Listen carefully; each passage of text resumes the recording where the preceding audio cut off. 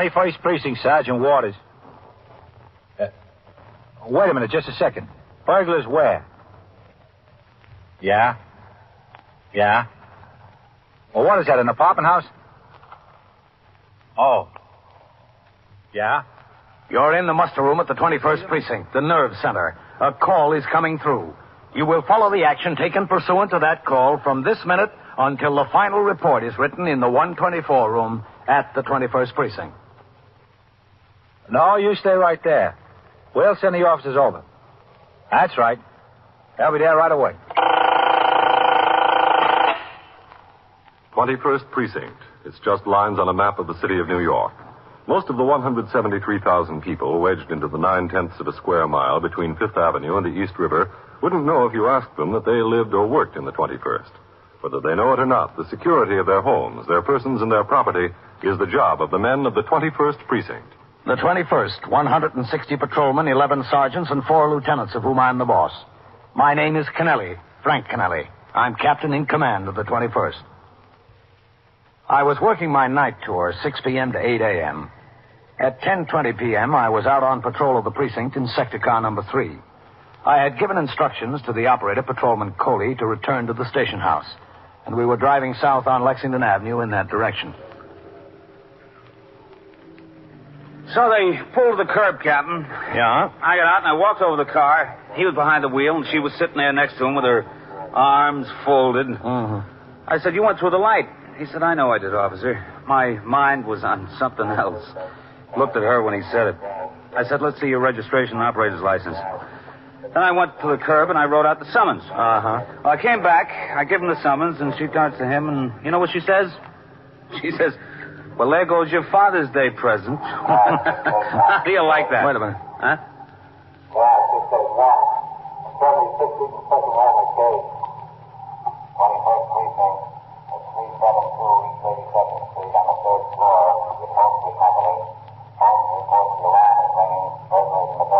Let's go, Coley. Yes, sir. We're liable to be the first ones on the scene. Hold the siren. Maybe they're still in there. Yes, sir. Okay. Go on. Take your left. It's a break, Captain. Street looks clear. All right. Go through the light. Give him the horn. Right. Okay, you're clear. Got it. Come on, move, taxi. Nose in the middle of the street. You know the building? 372, I know it. Cross 2nd Avenue and pull up right in front of it. Yes, sir. And hold the horn going across. Captain, somebody come running this way. Yeah. There he goes, into the bar and grill there. All right, pull him. I'll check him out. You go on to the scene. Yes, sir.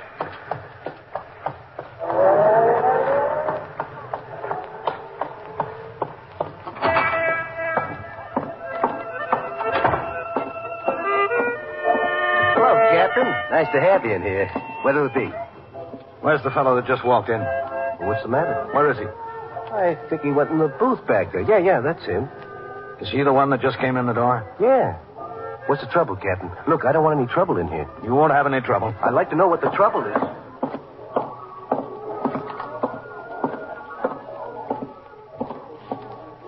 You. Did you just come in here? No, I've been in here for a little while. Why are you so out of breath? Who's out of breath?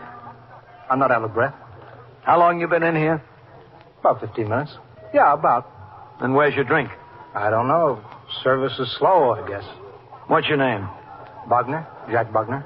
How do you spell it? Bognor. Come on. Stand up a minute. Why? Come on, stand up. What's the idea? What's it I'm supposed to have done? Well, I don't know that you've done anything. And what's the idea? Lean up against the booth there. Why? Go on. Yeah. Oh, listen, what's the idea? What are you looking for? You won't find anything. No? What are you going to do with these? Oh, I just happen to have them. That's a new one.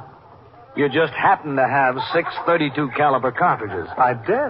Listen, Captain, is there anything I can do? Yeah, just get behind the bar. I don't want any trouble in the place. When did this fella come in? Just walked in the door a second before you, that's all. Just a second before me. Yeah, a second or two. All right. Get behind the bar and see that those other people stay back. All right, I don't want any trouble in here. I don't know that guy from Adam. So, 15 minutes you've been in here, is that right, Jack? More or less. Mostly less, I think. All right, mostly less. Where's the gun these go in? I don't have a gun. You searched me, didn't you? Where do you live, Jack? 3422 Curtis Avenue. Where's that, Brooklyn? Yeah, Brooklyn. Well, what are you doing way over here? I came over to meet a friend. Well, where is he? Well, it's not a he, it was a she. I don't know. She left. Is that it, Jack? What? Under there. Under the table. What is it? What do you think it is? What would a gun be doing under there? I think somebody would have to put it there, don't you? That beats me. Bartender, come here. It's not mine. I never saw it before. Oh, didn't you? Yes, Captain, what can I do you? Reach under that booth and get that gun, will you? What gun? Oh, for crying out loud. Just pick it up and give it to him. Yes, sir. Is that his? Well, it's not yours, is it? No, sir. It's not mine either. It wasn't there before you came in. Back here, Coley. Who said it wasn't? Can you prove it? I know it wasn't there. They were in there working on the safe, all right, Captain. That's what set off the alarm. Oh, The lady was sitting on the stoop across the street. She saw 3 of them come out the front door. They split up when they hit the sidewalk. 2 of them ran toward First Avenue and one this way. This one, I guess. Not me. I didn't run any place. Lieutenant King was on patrol. He responded to the call. I told him you came into the bar after a man. He's outside talking to a detective about tracing out the other 2. Said he'd be right in. Okay, good. Listen, Captain, you're not going to make a whole big thing out of this, are you? It's a place of business. You better get behind the bar. I just don't want to get a bad name in the neighborhood. Like I said, I don't know this guy from Adam. I never saw him before. Who'd patronize a joint like this? Listen, you. All right. Get behind the bar. Bring the cops down on you and they'll get tough if you resent me. Who were the 2 that were with you, Jack? With me? Where? Breaking into the safe there. I didn't break into any safe. Well, and what were you doing in the building? I wasn't in any building. The lady saw you come out, you and 2 other guys. I wasn't in any building. Hello, Captain. Oh, Matt. Hello, Lieutenant King. Coley. Well, I think this is one of them, Matt. No? He ran in here and took a booth. Ran in right before I did. According to the bartender, that is. Said he's been here 15 minutes. I have been, more or less. A revolver was under the seat there, and these in his pocket. Looks like you're in trouble, mister. What kind of trouble am I in? Sitting in a bar. Who were the 2 that tried to rip that safe with you? What safe? I don't know anything about any safe. Well, we know all about safes. You come to the station house with us. We'll teach you a few things. The suspect, Jack Bognor, was taken to the station house, and as the arresting officer, I accompanied him to the office of the 21st Detective Squad on the 2nd floor. There, under the questioning of myself, Lieutenant King, and other detectives, he continued to deny knowledge of the attempted safe burglary. By telephone, the name Jack Bognor was checked out through the Bureau of Criminal Identification. BCI reported a Jack Bognor listed in the resident known criminal file showing 3 arrests for burglary and 1 conviction on the charge of unlawful entry. The suspect admitted he was this Jack Bognor. 2 detectives of the Safe Loft and Truck Squad, specialists in this type of crime, arrived to aid in the investigation. While the interrogation of the suspect continued, at midnight I went downstairs to the muster room to turn out the platoon for the 12 to 8 tour. Then, after I spoke to the desk officer in regard to a patrol problem he faced, I walked through the back room towards the stairs leading to the detective squad. As I started up, I could see Lieutenant King standing at the top of the stairs talking to a rather heavy-set woman of about 50. Well, I told you I don't know whether I could or not.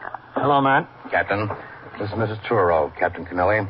Miss Truro? Oh, how do you do? Mrs. Turo was sitting on the stoop of her house across the street from the loft building. Yeah, it was hot. She saw the 3 men run out. She saw 2 go toward First Avenue, the other one toward 2nd. Well, I want you to understand that when the policeman first talked to me, I told him I didn't know whether I could or not. Yes, I understand that. After all, it was across the street, and it was night, and I wasn't paying any particular attention. I just saw the 3 men come out of the building. I thought to myself, that's funny. Anyone should come out of the building when it was so dark in there. At that time of night, I mean. They're getting a little line upset, Captain. Oh, good. As far as recognizing any of them's concerned, I don't know whether I could. I don't think I could. But you might be able to. Well, yeah, of course I might be able to. How can I tell till I try? Well, we're going to give you the opportunity to try, Miss Turrell. Oh, well, I appreciate that.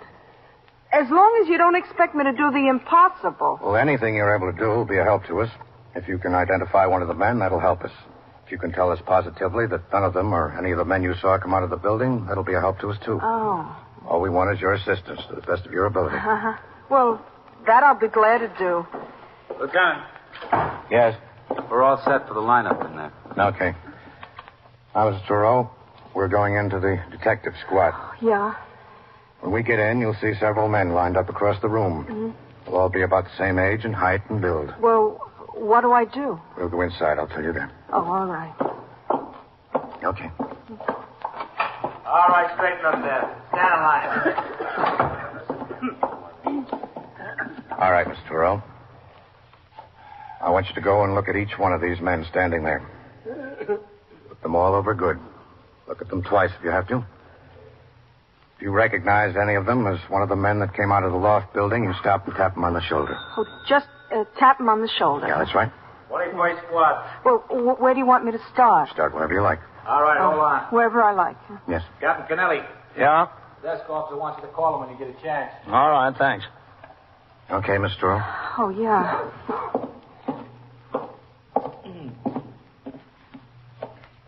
Just walk down the line, huh? Yes, that's right. Just walk down the line and look at each one. All right.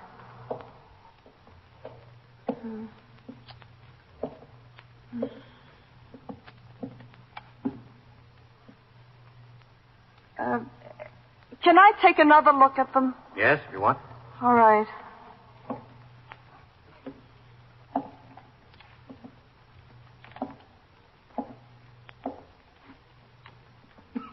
Oh, one of them had on a sports shirt, something like this one.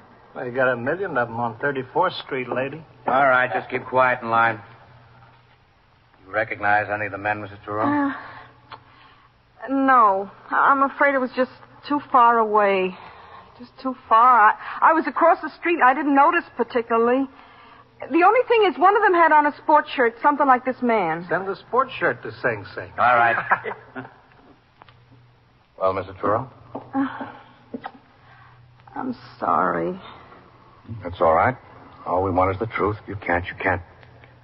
All right, break it up. Okay, you fellas, get over there. Want me to have an officer take you home, Mrs. Turrell? Oh, no, that's all right. It's kind of late. No, it's all right. I'm so nervous, I think I'd rather walk than ride anyway. I wouldn't be able to sleep. It's too hot. All right, thank you. We'll call you if we need you. It's too bad I didn't get a better look. Yes, it is.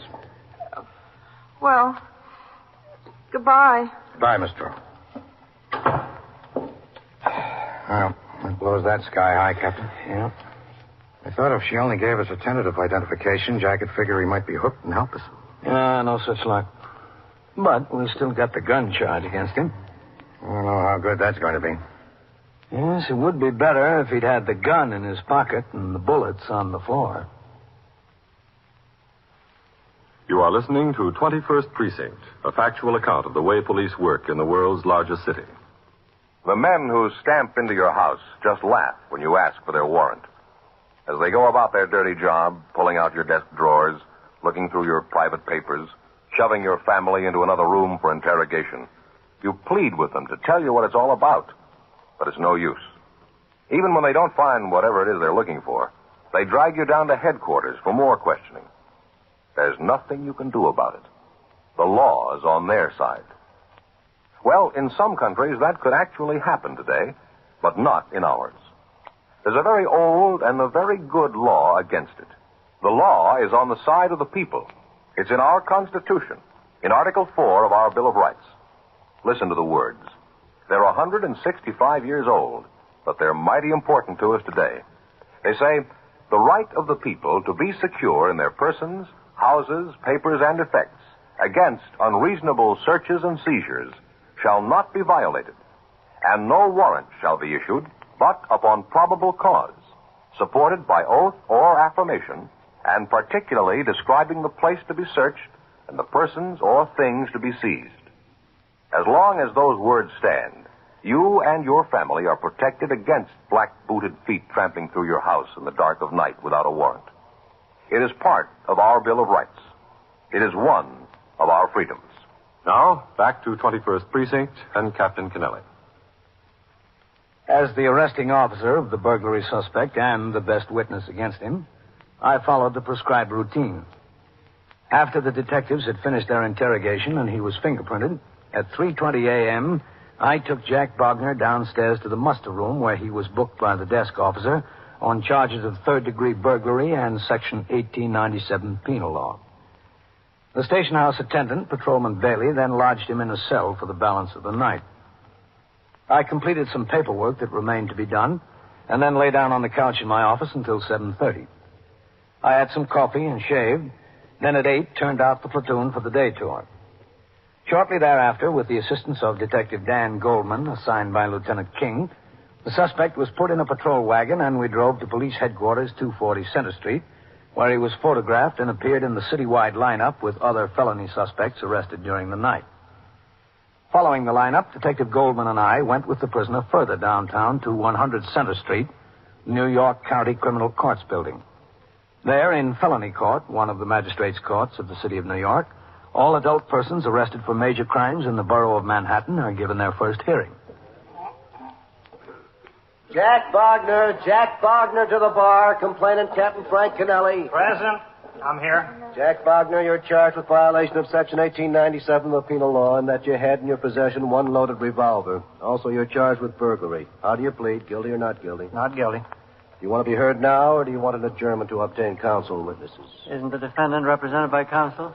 They tried to get my lawyer, Your Honor. They couldn't reach him. They tried twice. He's in Atlantic City.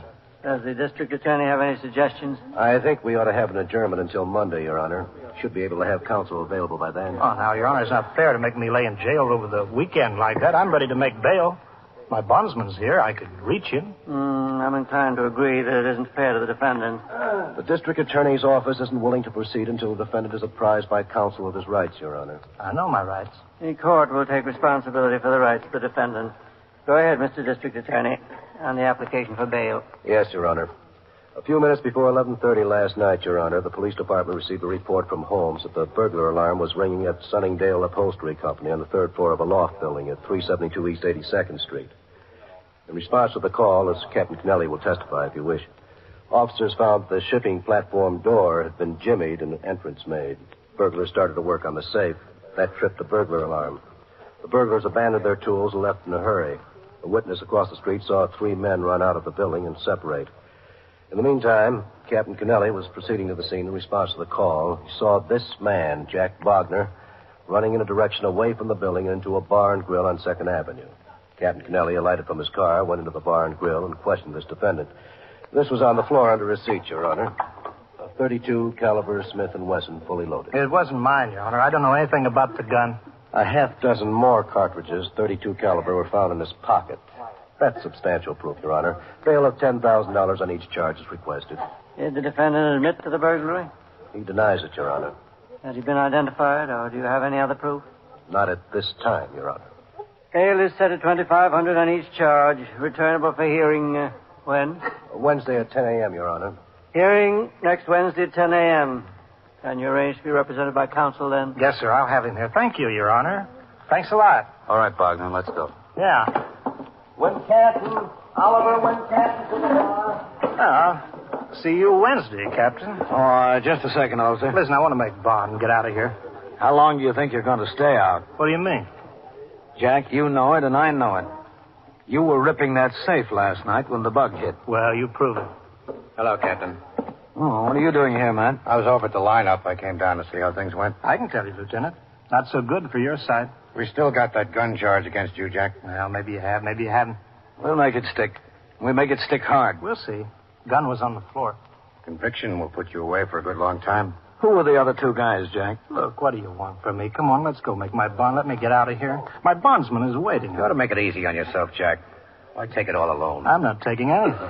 You get tapped for the gun law with a previous conviction, that's plenty. Well, we can talk about it some other time. You better talk about it now. Listen, give me a break, will you? Don't bother me. If you nailed me inside the place, nailed me clean, then I'd say, okay, you got me. I'd take what you're dishing out. But you missed. That's what you think. We didn't miss. Fair is fair. Lay off, will you? You deserved a break, Jack. Maybe you'd get it. Why don't you tell me about the safe job and who was with you? Look, you ought to play it smart. That gun deal could go either way. Oh, what do you think I am? If I made a statement, that'd put me into the burglary. That's another felony. I'm looking one in the face already, so what difference does it make? We can work it out. Maybe we can reduce it to unlawful entry for you. That's no felony. Who were the other two guys, Jack? And the gun beef goes out the window? I said we'd work it out. Maybe you got an idea. I know I have. Let's get you signed out of here and take a ride uptown. In the police business, like any other business, it's both permissible and customary to give a little in order to get a lot. And the lot Lieutenant King wanted was the rest of the safecracker gang. Lieutenant King waited in the clerk's office while Jack Bognor completed arrangements to be released on bail. I reported to the police lieutenant, who maintains a desk at felony court, to record in a special blotter the arrival and departure of all police officers. Then I went downstairs and got the subway to go home. I was not due back on the job until 8 o'clock the following morning. I arrived at the station house at approximately 7:30, signed the blotter, and went directly to my office to change into uniform. Come in. Can I see you a minute, Captain? Yeah, sure. Come in, man. Well, how are you doing with the safe burglars? That's what I want to see about, Captain. Yeah? Not doing much good at all. Well, I thought you had Jack convinced. So did I. Oh, excuse me a minute. Yes. 21st Precinct, Captain Kennelly. Who? Oh, well... Yeah. Yes, all right, Sergeant. I'll talk to him. Yes, Mrs. Hedgerly. No, there's no way we can keep the trucks from going through that street. Well, I'm sorry, Miss Hedgerly, but it's a public street and they're entitled to use it. They what? Yeah, well, I can't make any promises, but I'll look into the matter. Oh, yes, I will. I'll look into it. Yes, sir. Thank you for calling it to our attention, Miss Hedgerly. Yes, that's all right. Goodbye. Her husband gave $1,000 to the Police Athletic League last year. Now she wants us to keep the trucks off her street. I thought that Jack was ready to open up, man. Well, he didn't. He got released on bail, and we drove back up here. He'd started to change his mind before we even got down to the car. By the time I got him to the station house, he said he'd take his chances with the gun deal. Why? I think he's afraid of those two guys he was with. It's a pretty thin case against him. The gun was on the floor. Only the cartridges were in his pocket. Either he knows that or he's really afraid. Where is he now, do you know? I don't know, but I'm sure the Safe and Loft Squad does. While he was up here talking to me, they sent 2 men to put him under surveillance when he left. Imagine they're keeping their eye on him. Mm-hmm. I spoke to Captain Larkin down there about Jack and the others. He said that job they tried at the upholstery company gives them an idea that these are the boys who've been causing a lot of trouble lately. Thinks they're right for about 5 or 6 safe jobs in the last month or 6 weeks. Oh, well, they could be. Well, what do you want me to do about it, man? Well, I don't know exactly, Captain. It's your case. Gun charge, anyway. Just wanted to get you up to date on what's happened. Well, thanks. Don't know what there is to thank me about, sir. You're welcome, anyway. I worked the rest of the tour without hearing any more from Lieutenant King regarding the safe burglars. At 6 p.m., I signed the blotter and went off duty until the following afternoon when I reported for my night tour. Lieutenant King told me that the surveillance of Jack Bognor had borne fruit. Detectives who had been following him for 3 days finally observed him make contact with 2 other known safe burglars, apparently his companions in the previous crime. The detectives were watching when the 3 of them looked over a plumbing supply house on East 76th Street, also in the 21st Precinct. The place was to be planted that night by detectives of both Safe and Loft Squad and the 21st Squad. At 10:30 p.m., Lieutenant King came to my office and told me that the burglars had been observed breaking into the building. They were now at work on the safe. He drove to the scene while I made arrangements to get the required uniformed officers there. Then a sector car came by the house to drive me there.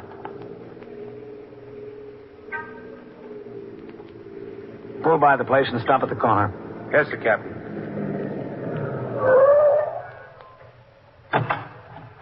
All right, let's go. Yes, sir.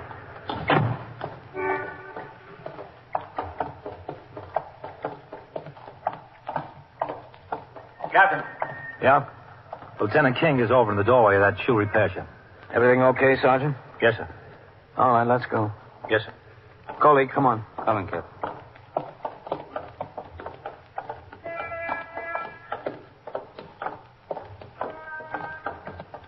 They got in through the freight dock. I think the detectives want to go in the same way. All right. Hello, man. Captain, Well, how's it look? they're in there, working on the safe. Are you set? Yes, sir. Got the block covered in the building. How about our men, Sergeant? They've all got their instructions, sir. Good. All right, let's go.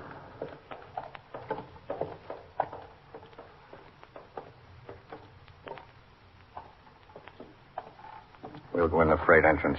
There's a shipping room there, then a stock room, then the office. That's where they are.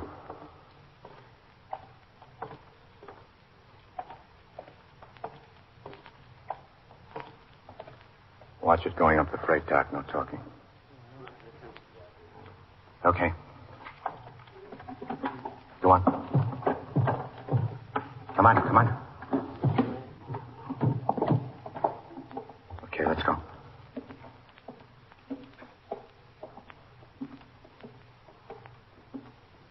That door there.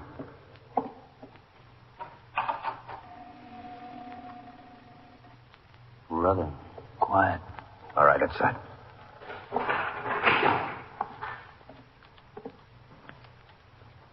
There's a light back there. That's them. Let's take them.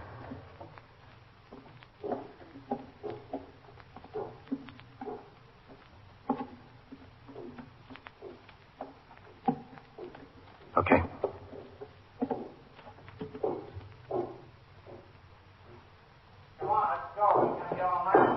Okay, let's get them. Open the door. All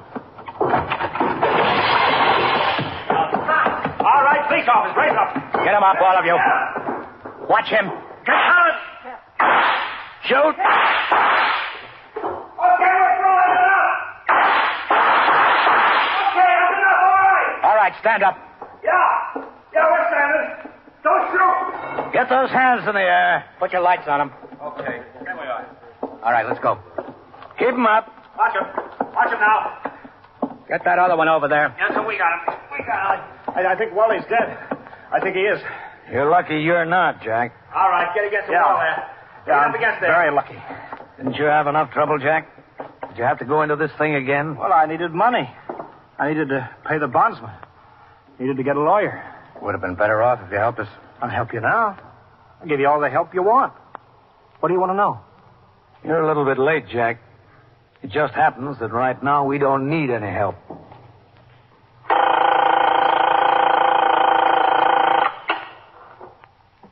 '21st Precinct, Sergeant Waters. Yeah. Well, how long has it been since you've seen him? Yeah. You're sure he didn't move out? Well, who told you that, lady? Yeah. Yeah, sure, we'll make an investigation. And so it goes. Around the clock, through the week, every day, every year. A police precinct in the city of New York is a flesh and blood merry-go-round. Anyone can catch the brass ring, or the brass ring can catch anyone.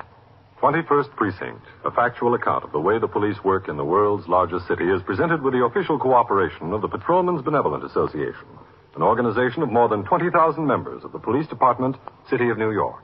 This is the United States Armed Forces Radio and Television Service. VintageRadioshows.com